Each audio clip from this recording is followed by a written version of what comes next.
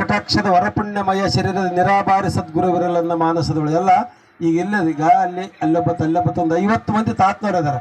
ಅದರಂತೆ ಯಾರಿಗೆ ನಮ್ಮ ಶಿಷ್ಯರದಾರ ಅಂತ ಹೇಳಿಲ್ಲ, ನಮ್ಮ ಅಪ್ಪನವ್ರು ಇದಾರಂತಾರೆ, ಗಪ್ರ ತಾತ್ನವ್ರು ಅಂತಾರೆ, ನಮ್ಮ ಬಸವರಾಜ ಪಪ್ಪರ್ ಇದಾರಪ್ಪ, ಅವರು ಮುದುಕ ಪಪ್ಪರ್ ಅದಾರ, ಎಲ್ಲ ಅವ್ರ ಹೆಸರು ಅಪ್ಪನವ್ರು ಅಂತ ಹೇಳ್ತಾರೆ. ಅವ್ರು ನಮ್ಮ ಶಿಷ್ಯರಂತ ಅಂದು ಹೇಳಿಲ್ಲ. ಯಾಕೆ ಹೇಳಿಲ್ಲ ಅನ್ನಪ್ಪ ಅಂದ್ರೆ ಒಂದು ದಿವಸ ನನ್ನಂತ ಆತರ ಅಂತಂದು ಹೇಳಿಲ್ಲ ಅವರು. ಯಾಕಂದ್ರೆ ಅಪ್ಪನಪ್ಪ ಸಣ್ಣವ್ರಂದ್ರೆ ಸುಮಾರು ಆಗ್ತದ, ಮುಂದೆ ಬೆಳ್ತಕ್ಕಂಥ ಶಕ್ತಿಗಳು ಅಂತಂದು ಈ ಹುಡುಗ ಆದ್ರಂದು ಹೇಳಿದ. ಈಗ ಅಪ್ಪನವರಿಂದ ಬೆಳೆದನ, ಅವತ್ತಾದ್ರೆ ನಮ್ಮ ಶಿಷ್ಯ ಅಂತ ಹೇಳಿಲ್ಲ, ಇವತ್ತಾದ್ರೆ ನಮ್ಮ ಶಿಷ್ಯ ಅಂತ ಹೇಳಿಲ್ಲ. ಏನು ತೋರಿಸ್ತಾರ, ಹಲವಾರು ಹೆಸರುಗಳಿದಾವ್ರಿ. ಯಮನೂರಪ್ಪ ಅಂತದೆ, ಅವ ಅಬ್ಬಾಸಲ್ ಅಂತದೆ, ಅವ ದರಗ ಬೇಕಾದ ಇಟ್ಕೊಂಡ್ರು. ಯಾರ ಶಕ್ತಿಯಿಂದ ಅಬ್ಬಾಸಲಿ ತಾತ್ನವರದ ಶಕ್ತಿಯಿಂದ ಬೆಳಕಚ್ಚಿವಂತ ಅವ್ರಿಗೆ ಮನಮುಟ್ಟಿ ಹೇಳಿ ಕೆಂಬತಕ್ಕಂಥ ಶಕ್ತಿ ಭಗವಂತ ಕೊಟ್ಟಾನ.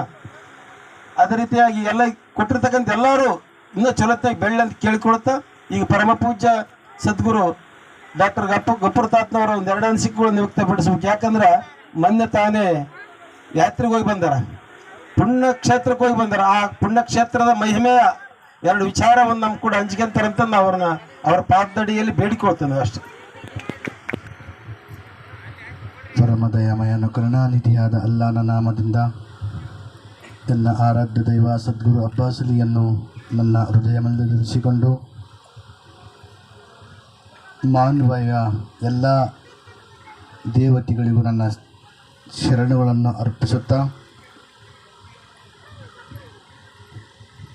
ಇವತ್ತಿನ ದಿವಸ ಜಾತ್ರೆ ಮಹೋತ್ಸವ ಅಂಗವಾಗಿ ಅಬ್ಬಾಸಲಿ ತಾತನ ತುಲಾಭಾರ ಕಾರ್ಯಕ್ರಮ ಹಮ್ಮಿಕೊಂಡಿರ್ತಕ್ಕಂಥ ಮಾವಿನಬಾವಿಯ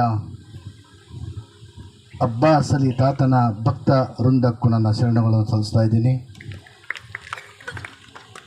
ಇವತ್ತಿನ ದಿವಸ